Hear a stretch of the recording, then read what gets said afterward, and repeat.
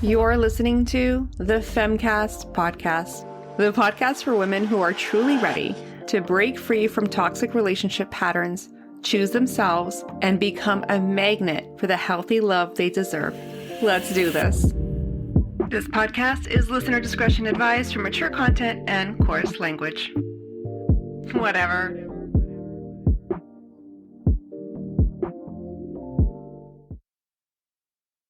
Hey guys, what is up and welcome back to the show. I'm so excited and grateful to have you here. Welcome if you're new.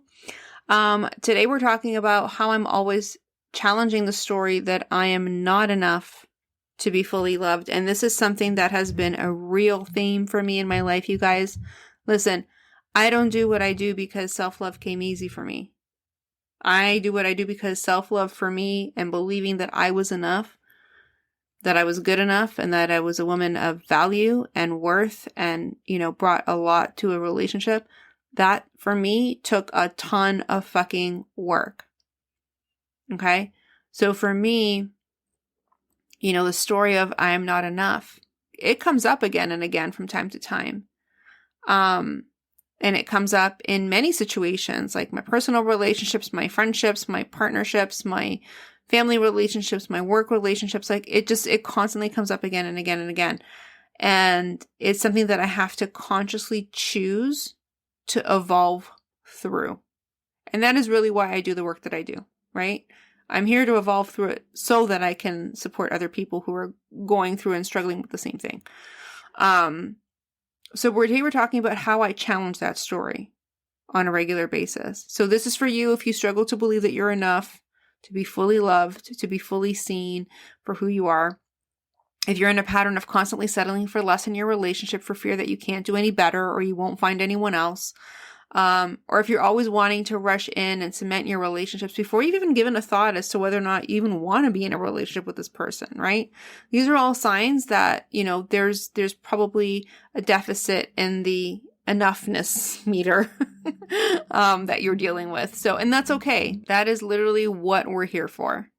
So having said that, my question for you today is, how does the story of not being enough show up for you in your relationships? Or how do you think it shows up for you in your relationships? So hit me up at the Femcast on Instagram and send me a DM and let me know. Or you can email me at maria@thefemcoach.com. I do try and get back to everybody, but I will always acknowledge your message. And I do read every single message that I get. So please know that it is heard and it is acknowledged. And I do try and reply wherever possible. But, going back to what we were talking about last time on the show, I do want to start holding or having an intention at the beginning of each episode. The intention of healing, the intention of creating space, the intention that you experience some sort of a shift or hear something that you're supposed to hear. So if you can, close your eyes. If you can't, don't worry. Just take a deep breath and drop into the moment and just be really present. And may this episode meet you exactly where you are today. May it lead you exactly where you need to be led. May you hear exactly what it is that you need to hear. May it stir something deep within you to create a shift, a truth, an awakening, an unlocking of self, igniting a power that you've always had inside of you. May you feel fully seen, fully safe, and fully supported as you break cycles, rise higher, and step fully into the love and life that you deserve. You are worthy, you are powerful, you are enough. Amen. Let's dive in. So, like I said, this is something that I've struggled with my entire life. And it is why I do that I do. This belief of not being enough is what has kept me settling so, I was going to say terribly, so much in so many of my past relationships. Low standards for the quality, like the kind of people that I was attracting in and high tolerance for poor treatment. And almost feeling like when they treated me badly, and this is so, if you're in this situation, my heart goes out to you because I know how painful it is. But there was this element of, when they treated me badly, that I had done something wrong for them to treat me that way.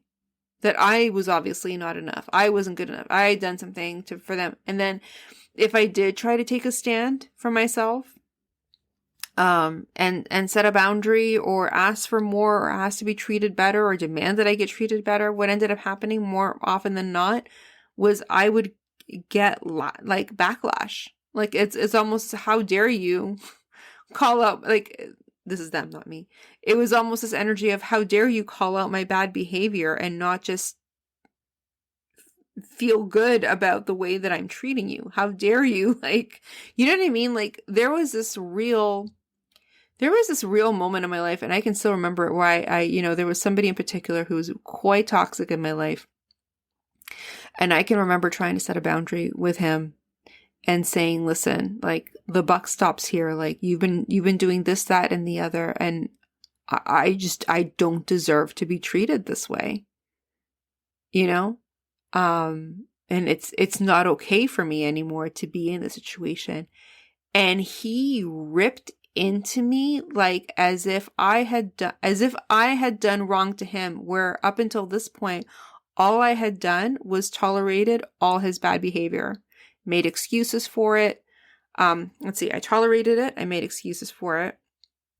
I tried, the whole positive thought, gratitude thing, like, just think positively, just focus on the things he does well, hoping that it'll make things better, or be grateful when he does, when he does, for the things in your life, and when he does show up the way you want him to, and you'll attract more of that. But he was toxic as fuck. And I was like trying to like twist everything in my head and in my energy to make it work in my favor, like the way in my mind, my ego told me that it was supposed to work, and it wasn't. And so this is where I say, every spiritual tool and practice with a grain of salt. Yes, gratitude makes relationships better. I'm not going to say it doesn't. Yes, unconditionally loving your partner makes relationships better, of course, being able to see the good and the positive, right? But you also have to be real. Like, we can't just disregard bad behavior, and we can't tolerate it. And we certainly can't make excuses for it, blame ourselves, or worse, try and positive thought our way out of it. Like, bad behavior is bad behavior, period, full stop. Especially if somebody is treating you disrespectfully, which this guy clearly was. And so I can remember being in a situation where I called him out on it, and he gave me shit for calling him out, and made me feel like I was the bad person. Like, there was something wrong with me for calling him out and not tolerating his bad behavior. This particular incident took me so long to get over, even though I knew right away it was fucked. Like, I walked away from that thinking, that is fucked. I don't want any part of that. Like, I am done. And so I walked away from that, but there was still this residual, how do I put it? It was like this underlying, like a quiet undertone of, but what if it was your fault? What if you did do, like, and it plays in your mind. And I think that's where I started to realize, and I really started to see, I think that was the first moment I actually really started to see, like, maybe I'm not playing with a full self-worth deck here, because I was like, how is it possible? This is where I woke up. So I kind of have to thank him, because he was a big turning point for me. This was where I think, months after the incident, and it sat raw in me for a very long time, you guys. Very long. Like years it took me to process this, because it just cut so, like, his words just cut so deep, and the way he treated me just cut so deep. Because I did have a lot of love and affection for this person, and I did put a lot of work into this relationship, and a lot of patience, and I put up with a lot. There was a lot of resentment there, sure, because I put up with so much. It took me a long time to get over it. And there was a period, probably about, I don't know how long into it, but it was quite some time after that incident had happened, where I said to myself, hold on a second. I started to see things clearly. He did X, Y, and Z to you. Why do you feel like somehow this was your fault? And even though I was acknowledging it, I still felt it. Like so deeply. I felt it so deeply. This guy lied to me. This guy ghosted me more than once. This guy cheated on me. This guy basically just strung me along and used me to fill a void whenever he was bored, whenever he wanted to see me. That's when we would see each other. And, we would see each other, we would hang out, we would have a great time, we would totally connect. And then I wouldn't hear from him I would hear from him often, but I may not see him for weeks, sometimes even months. Because it wasn't even a situationship. It was an occasional, hey, what are you doing? It was such a messed up situation. And I knew he was seeing other people. I knew he was, he had a pattern of ghosting me. And I knew that when he got triggered or when he started to feel insecure or when I started to feel like I was starting to feel empowered or kind of pull away from him, he would lash out at me and lash out hardcore and say the meanest, most like hardcore things and hurtful things. And I kept taking this guy, I want to say something else. I kept taking this guy back again and again. And I'm like, why do you feel bad? And like the last time we were together, like totally disrespected, was totally seeing somebody else, like, and was completely disrespecting me and not to mention talking shit about me behind my back. So I'm like, why are you even here? Let alone like feeling like you've done something wrong. All this person has done has hurt you and manipulate you and belittle you and disrespect you again and again and again and again. And you're going to feel bad for setting a boundary. And I think, when we do have this self-worth deficit, when we have this, story that's constantly playing behind the scenes that we are not enough, things like speaking our truth is hard. Things like setting a boundary is hard. Things like, asking for what we want or raising our standards is hard. Because at the root of all of it is this not enoughness to think, are we actually going to get it? Is it my place to even ask for this?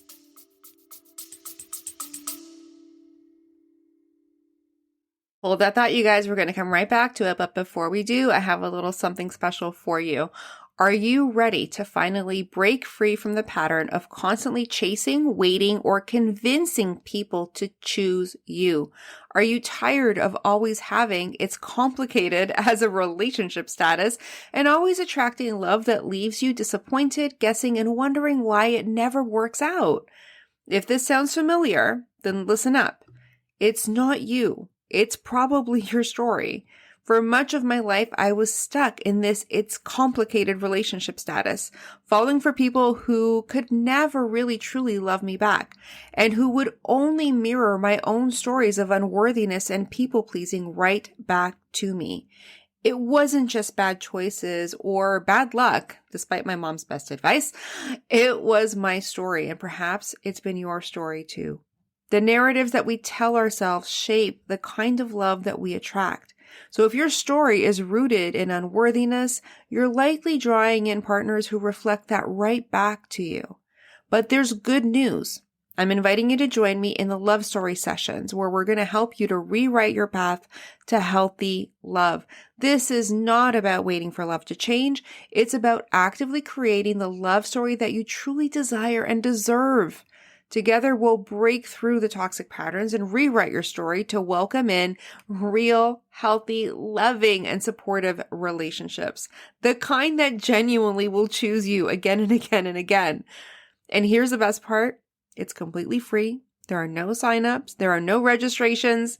Just pure and simple transformation and support waiting for you on the other side. So here's what I want you to do. Head over to my Instagram at thefemcast. You will find the link in the show notes below and check out the pinned post for all the details. Or just DM me the word rewrite and I will send everything straight to your DMs. And while you're there, don't forget to follow me for lots more inspo, tips, and insights to help you navigate the journey to healthier, more loving, and fulfilling relationships. Let's make today the day you finally say bye-bye to that it's complicated relationship status and hello to healthy love. I cannot wait to connect with you over on the gram. Now let's get back to today's episode. Right? And so we do second guess ourselves, right? And so here's what I'm going to say to you. If you're in that situation, right, and you find yourself in that boat where you feel like you're constantly, questioning whether or not you're good enough, and you're constantly insecure, you're constantly afraid they're going to abandon, reject you, or cheat on you, or whatever, and you're uncomfortable speaking your truth, uncomfortable having those hard conversations, setting boundaries, really taking a stand for yourself and your worth, I want to tell you that it's going to be uncomfortable. And I want you to allow that discomfort. I want you to let it be uncomfortable. And I want you to not see that as a bad thing. I want you to start to, okay, this is uncomfortable. That means I must be healing. I want you to shift your perspective around discomfort, because it is going to feel uncomfortable at first, and I really want you to, I'm a very emotional person. I do things very intuitively. I'm not the most logical person in the world. No, that's not true. I am very logical.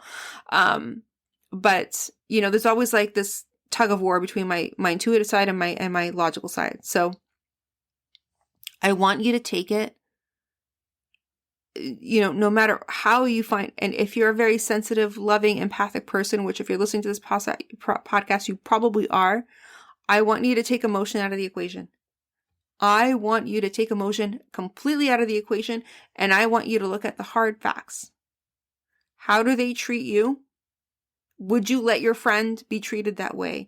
Or your mother? Or your daughter?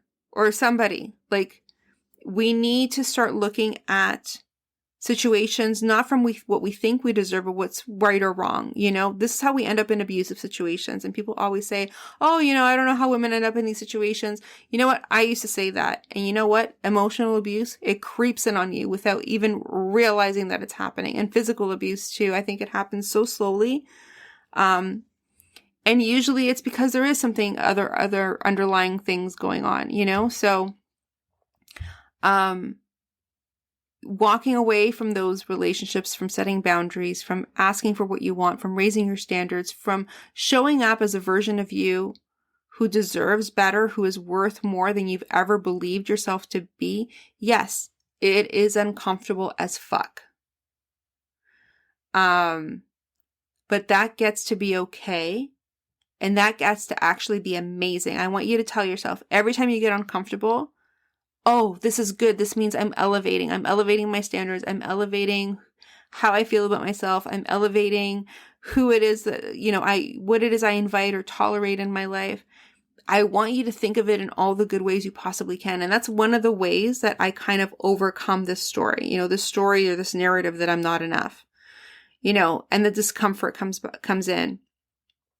I am enough. And that's why I'm feeling the discomfort right now, because I'm really challenging the story. I'm challenging what I believed my entire life, and I'm just going to let the discomfort be there, and I'm going to move through it, and I'm not going to do what the discomfort is asking me to do, which is usually rush into another relationship, make amends with the one that you just broke up with, which, I had to move through a couple of times since my breakup. Not that he was a bad person, but because I know it's not what I want, And that has really, I think, triggered a lot of this for me, is that, this person loved me so much and was so loving and so kind and so romantic. There's this fear in the back of my mind. Well, what if I never find that again? Right? Which I know is BS, because I know I deserve love. I know I am good enough to be loved. I know I'm a high value woman.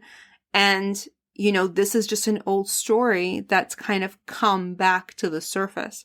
So I'm letting it be uncomfortable. I'm letting it be uncomfortable. I'm acknowledging the discomfort, and I'm continuing to choose the desire or the higher standard than I had before. I'm going for gold this time, like I'm really mindful about this next relationship that I'm calling in. All the relationships that I've been in have been, even the ones that were painful, every relationship teaches you something about what you want and what you don't, right? All my relationships have taught me so much. Even the ones recently that were like just the most loving and romantic experiences and the most amazing, most epic love stories, they taught me so much about what I want. And I know what I want this next time around, you know? And so I'm doing it, and I'm allowing it to be uncomfortable, and it is uncomfortable. There's so many times that I doubt myself. There's so many times that I feel like almost like this little niggle of discomfort. Like, can I actually ask for this? Is this actually real? Can this actually happen? Am I being a stuck up? Am I being superficial? Like all these things, all these stories that we play in the back of our mind when we think about, you know, the kind of partner we want in our life. I don't know when or how or why, but, you know, we've kind of romanticized all these difficult love stories, and they don't need to be, you know. We can be in relationship with somebody, who, you know, who meets us where we're at, who can, you know, they don't have to deliver the star and the moons, but, you know, there's this thing about feeling bad for wanting more that I think we need to get past, you know, and that's when the discomfort comes up for me. And that's why, this whole story of, you know, not enoughness, that comes up for me. And this is how I challenge it. I continue to choose again. I continue to choose, even though I feel the discomfort, I acknowledge it and I move through it. I'm like, okay, I get it. You're here. I feel you. I see you. I recognize you. I know exactly where you're coming from, but I'm still going to choose what this is that I want. And I'm still going to set my intentions there. I'm going to set my standards there and start with that. And then looking at treating myself like the woman who believes that she deserves that. Not, how do I put this? I'm not saying I'm going to treat myself like the woman who deserves it, because that implies that I don't deserve it. But I'm going to treat myself like the woman who believes she deserves it. Because we both deserve it. Just one believes it and one doesn't.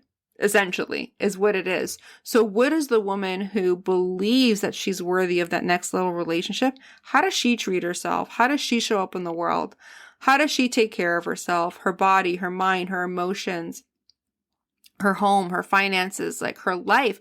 How does she self-care